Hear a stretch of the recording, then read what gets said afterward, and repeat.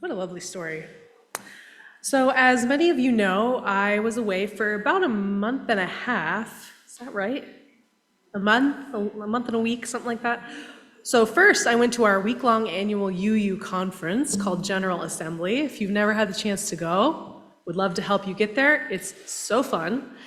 Then for a 3-week trip to Japan with my family, like I mentioned earlier. And then on the way back from that trip, as you can hear, I got sick. And I had to be out this week when I intended to be back at work, starting on Wednesday. I'm feeling much better and I'm not contagious, but thank you for your understanding if I still sound a little stuffy. So on Wednesday, when I was realizing like, oh, I'm sick, I'm not gonna be able to go in, I'm not gonna be able to get a lot done this week, Sunday was coming at me like a freight train. I had not prepared. I mean, before I left, we prepared a whole month and a week's worth of Sundays with other people subbing in for me, but we hadn't planned for this one because I was like, I'll be back, it'll be fine. And so I didn't know what topic I was going to talk about. Nothing had been planned. I had a terrifying abundance of freedom. But when I opened the script for this week's service, it wasn't totally blank. Our wonderful music director, Leah, had filled in some of the songs, just like old standards, favorites, not old, they're not old, but like, favorites that she knew, like, oh, the theme of the month is Interdependence. These songs will do one way or the other. And the lovely story for all ages you just heard had already been chosen by our stellar director of faith formation, Christine. And so with those, I had some guide rails. I had a little bit, they narrowed down the topic for me, thank goodness.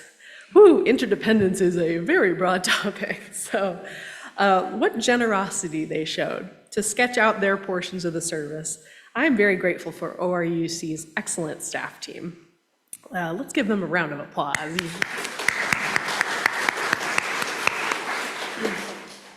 So that story, I'm afraid, said the leaf. When I saw that was the story Christina had picked, I was like, okay, that makes me think of abundance. All of these little creatures and characters in the story are lacking something, and then something provides for them or is just with them. Even like the turtle saying, I'm so shy, and the rock just says, so am I. Doesn't fix it, doesn't need to fix it. Shy and proud, but it just, have you heard that phrase, we have everything we need? Well, I love that phrase. Now, some of you may be familiar with the book Braiding Sweetgrass by the Native American botanist and ecologist Robin Wall Kimmerer, who I quoted earlier. Earlier this year, she published her latest book, The Serviceberry: Abundance and Reciprocity in the Natural World. I really cannot recommend these books more highly. They're fantastic. The first one really got a lot of attention when it came out. It's a beautiful, beautiful book. And this latest one, The Serviceberry, is a lot shorter, way easy read if you want a little bite-size, summer nature inspiration. And in this one, she actually talks quite a bit about economics. She's talking about why our systems don't really match up with the natural systems of abundance. Her thesis is essentially that nature offers gifts between living beings so that all flourishing is mutual. She writes, quote, "This abundance of berries feels like a pure gift from the land. I have not earned, paid for, nor labored for them. There is no mathematics of worthiness that reckons I deserve them in any way. And yet here they are, along with the sun and the air and the birds and the rain, gathering in towers of cumulonimbi, a distant storm building. You could call these natural resources or ecosystem services, but the robins and I know them as gifts." End quote. So she's talking about how nature doesn't charge for its services, right? Life is generous and clever, and it benefits each species to be generous to the others. The berry bush grows fruit, expecting no direct compensation. The birds enjoy the fruit and have evolved to spread the seeds because it benefits both the birds and the bushes if there's more bushes. Kimmerer continues, quote, "If our first response to the receipts of gifts is gratitude, then our second should be reciprocity, to give a gift in return. What could I give these plants in return for their generosity? I could return the gift with a direct response, like weeding or bringing water, or offering a song of thanks that sends appreciation out on the wind. I can make habitat for the solitary bees that fertilize the fruits. Or maybe I could take indirect action, like donating to my local land trust, so that more habitat for the gift givers will be saved.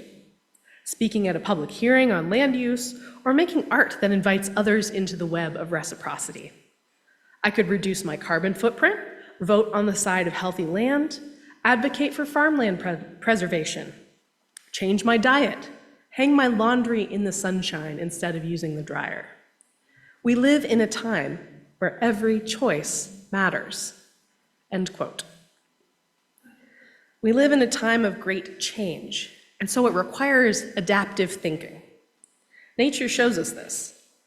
If we continue to cling on to an unsustainable system, we won't be prepared for when it stops sustaining.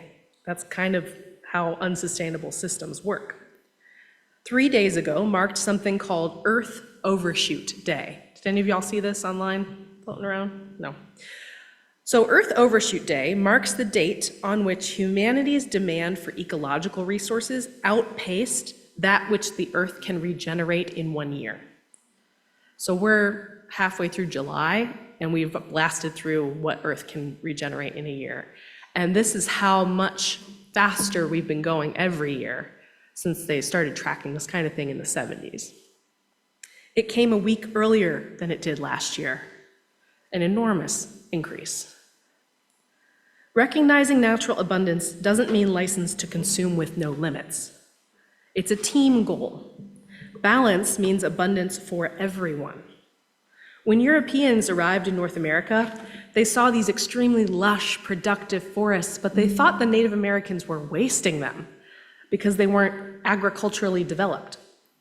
But what they didn't realize is that the forests were lush precisely because Native Americans tended them as an ecosystem rather than a field with one crop. North American forests were rich with balanced ecosystems that provided for all the needs of all the different levels of species.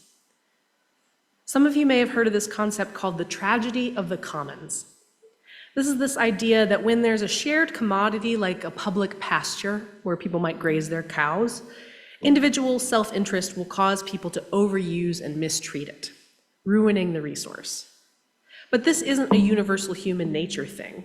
Indigenous communities all over the world show us that balanced, shared ownership of resources is possible. Robin Wall Kimmerer calls these gift economies. And she writes, quote, well, real quick, y'all are gonna have to forgive me for all the quotes in this one. Like I said, I was sick this week, so I had to lean real hard on my girl Robin. So, quote, gift economies arise from the abundance of gifts from the earth, which are owned by no one and therefore shared. Sharing engenders relationships of goodwill and bonds that ensure you will be invited to the feast when your neighbor is fortunate. Security is ensured by nurturing the bonds of reciprocity. Margaret Atwood writes, double quote, every time a gift is given, it is enlivened and regenerated through the new spiritual life it engenders in both the giver and in the recipient, end quote. Kimmerer goes on to say, you can store meat in your pantry or in the belly of your brother.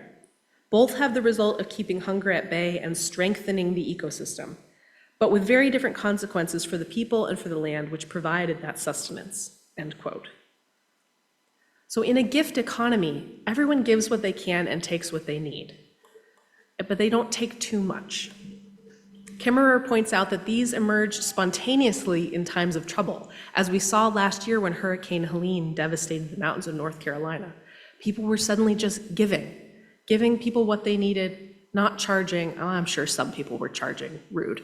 But when there are these disasters, we know how to do a gift economy, actually. When somebody needs help, we give it to them.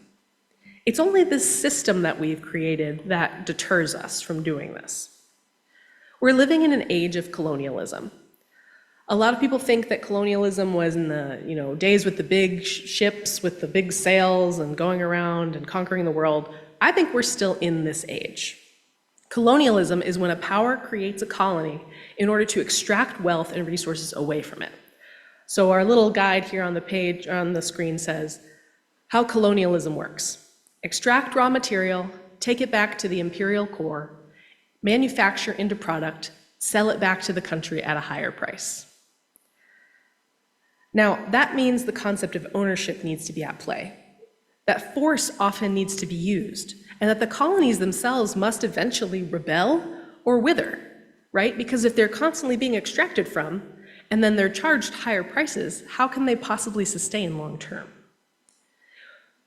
So an example in our real life, why I think we're still living in a colonial age, when we eat at a chain restaurant or shop at Amazon or Walmart, most of that money is extracted from our community. It'll pay the workers a little bit, but most of it goes to the company, goes to the owner of the company, the billionaires. When a dollar store pops up in a community, it undercuts many businesses and drives their people into poverty. These companies care nothing for our communities, for small businesses owned by locals that can actually help people, be comfortable in the middle class. We all, in this system, will become employees of some distant, faceless corporation with whom we have no relationship. American communities have become company colonies. Our relationship, or lack thereof, with resources and land is also at the heart of many global conflicts. I agree with indigenous communities who largely recognize that land kind of shouldn't be owned, not by any individual or nation. Water shouldn't be owned and sold back to us. These are free and shared aspects of nature to which we owe our lives and without which we cannot survive. I believe that relationship to land is at the core of the Israel-Gaza conflict, which has evolved into what almost every human rights organization in the world now officially labels an ongoing genocide, an emerging genocide. If land can be owned and only one type of people is allowed to own and rule it, this is the result. I risk pissing some of you off by talking about this, but my morals demand it. Israel is intentionally starving the people of Gaza. There is an abundance of resources right outside its borders, but the nation-state of Israel, which is not the same as the Jewish people, I want to emphasize, the nation of Israel, which is a nation, a government, just like ours, Israel refuses to allow resources to enter. Instead, Israel has been setting up aid distribution sites, but has been shooting at people trying to seek life-saving resources. Over 1,000 Palestinians have been killed by Israeli forces while seeking aid. People are recognizing this has been set up as a trap. And that's in addition to the thousands of people who have been killed in the conflict in general. Thousands more have been injured. And now there is so little food that the doctors and nurses are starving, as the New York Times reported on its front page this morning. I know it is uncomfortable to talk about this, but as American citizens, I think we have to face that we are complicit in this emerging genocide. The reason no one is coming to Gaza's rescue is because the US is backing up Israel and no one wants to fight us, especially when the captain at the helm is a little unpredictable. But global outrage is working and Israel is backing down. I think this week is a turning point. The final push to stop this is now. So I invite you to call your representatives, even the Republican ones that we have here, yell at them, let them hear it. Post on social media. There are these bang the pots and pans protests happening all over the world. If you have a string to pull, now is the time to pull it. If you know someone who knows someone, talk to them. The UUA, the Unitarian Universalist Association, recently signed on to a letter saying that using hunger as a weapon of war is a war crime. It is not controversial to want an end to indiscriminate killing. It is controversial to continue allowing and enabling this with silence.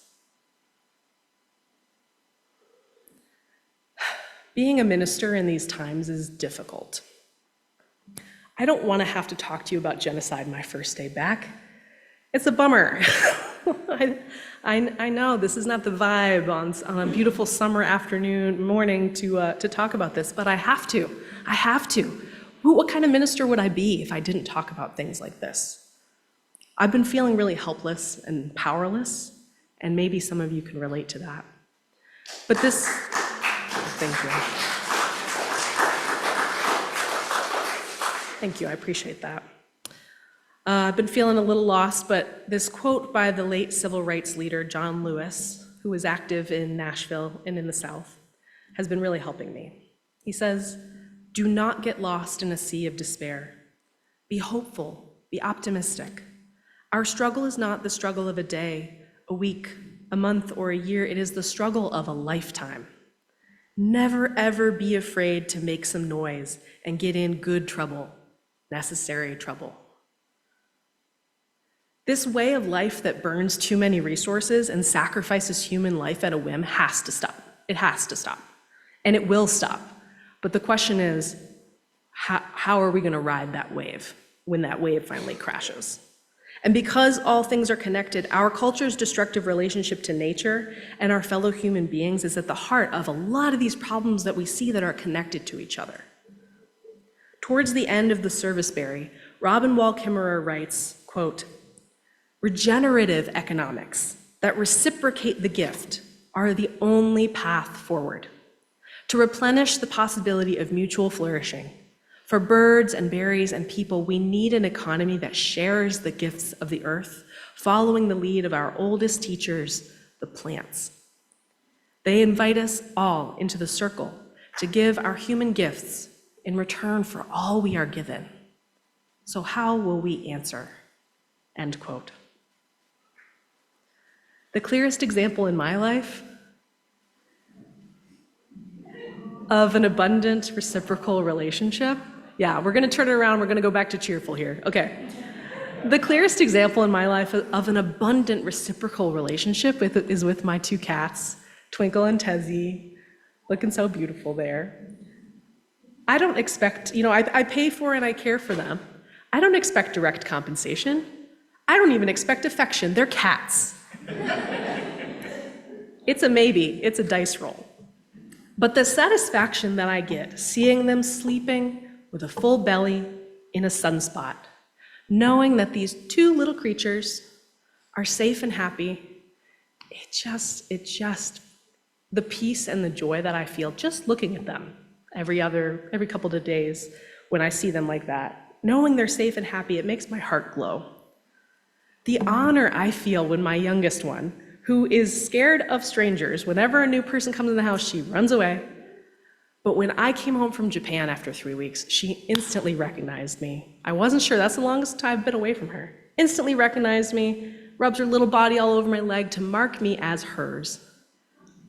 What a beautiful gift, what an honor. The miracle of interspecies friendship, of affection for its own sake, is an awe-inspiring and spiritual experience. I can't commodify that. There's no price tag, it doesn't increase my wealth, but it matters. It matters a lot. It's part of what makes my life joyous and worth living. Nature is abundant, and our lives can be too, if we work to renounce systems of greed and destruction, replacing them with reciprocity and generosity. I am reminded of a quote by the Arabic poet Hafiz. "And still, after all this time, the sun never says to the earth, 'You owe me.' Look what happens with a love like that. It lights the whole sky."